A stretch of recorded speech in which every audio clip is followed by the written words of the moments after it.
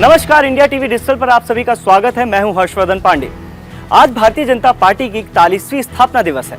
अपनी स्थापना के बाद भारतीय जनता पार्टी ने पहले लोकसभा चुनाव में सिर्फ 2 सीटों पर जीत हासिल की थी और आधे से अधिक प्रत्याशियों की जमानत जब्त हो गई थी। लेकिन आज बीजेपी जिस मुकाम पे है वो किसी को बताने की जरूरत नहीं है। दुनिया का सबसे बड़ा राजनीतिक दल होने का दावा करने वाली भारतीय जनता पार्टी का आज 41वां स्थापना दिवस है।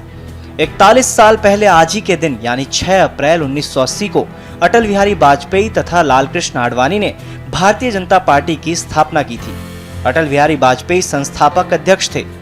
80 में स्थापना के बाद सन 1984 में बीजेपी ने पहला लोकसभा चुनाव लड़ा। देश भर में कुल 224 प्रत्याशी मैदान में उतारे, लेकिन बीजेपी को सिर्फ 2 सीटों पर जीत हासिल हुई और लगभग आधे यानी 108 प्रत्याशियों की जमानत जब्त हो गई।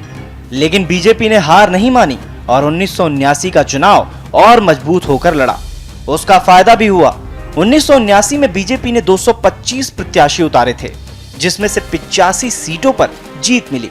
1979 की पार्टी को मिली जीत से देश भर में पार्टी के विस्तार को मदद मिली। इसके बाद राम मंदिर आंदोलन ने पार्टी का जनाधार और बढ़ाने में मदद की। केंद्र में अस्थिरता की वजह से 1991 में फिर से लोकसभा चुनाव हुए, जिनमें भारतीय जनता पार्टी का जनाधार और भी मजबूत होता देखा गया।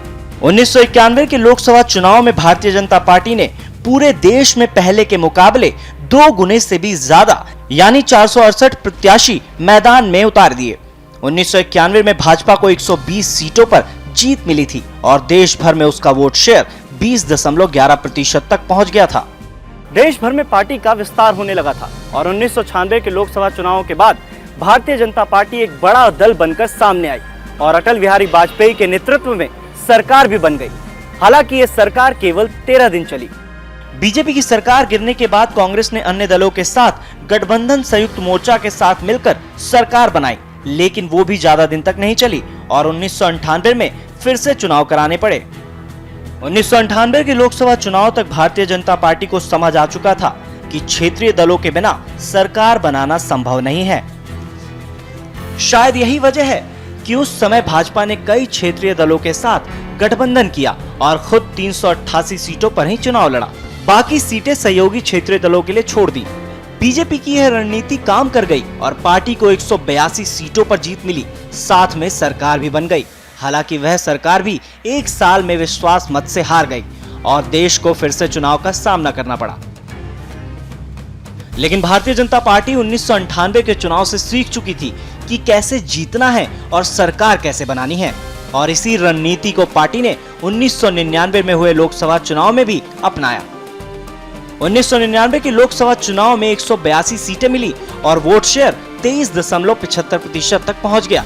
हालांकि 1999 के चुनाव से भारतीय जनता पार्टी उत्तर प्रदेश में ग्राफ गिरना शुरू हुआ और वहां पर समाजवादी पार्टी तथा बहुजन समाजवादी पार्टी का ग्राफ उठा। लेकिन 1999 में क्षेत्रीय दलों के सहयोग से केंद्र में अटल बिहारी वाजपेयी के नेतृत्व वाली मजबूत सरकार बन चुकी थी, जो 2004 तक चली। लेकिन 2004 में बीजेपी का ग्राफ गिरना शुरू हुआ और उस समय हुए लोकसभा चुनाव में पार्टी की हार हुई।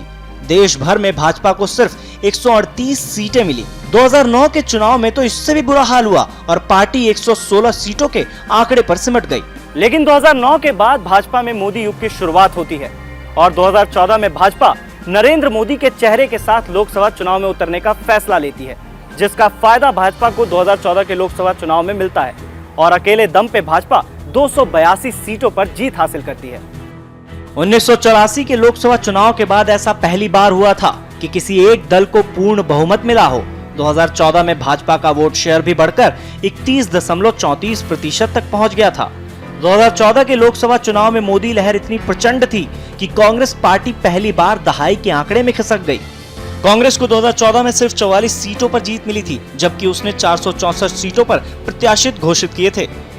2014 में कांग्रेस पार्टी के 178 प्रत्याशियों की जमानत जब्त हो गई थी। मोदी लहर सिर्फ 2014 तक ही सीमित नहीं थी, बल्कि 2019 के लोकसभा चुनाव में मोदी लहर और भी ताकतवर हो चुकी थी।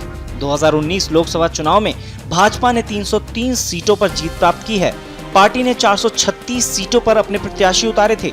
2019 में भारतीय जनता पार्टी का वोट शेयर भी रिकॉर्ड 37.76% तक पहुंच चुका है।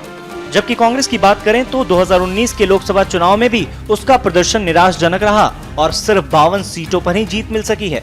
2019 में कांग्रेस का वोट शेयर 19.7% दर्ज किया गया है।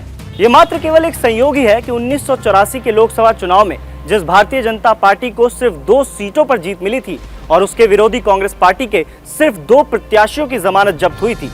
मौजूदा हालात ऐसे हैं कि देश भर में भारतीय जनता पार्टी के विरोधी पार्टियों की अधिकतर सीटों पर जमानत जब्त हो गई। आपको हमारा ये वीडियो कैसा लगा? आपने फेसबुक पे राय हमें जरूर दें और यूट्यूब पे इंडिया टीवी को सब्सक्राइब करना ना भूलें। बहुत बहुत धन्यवाद।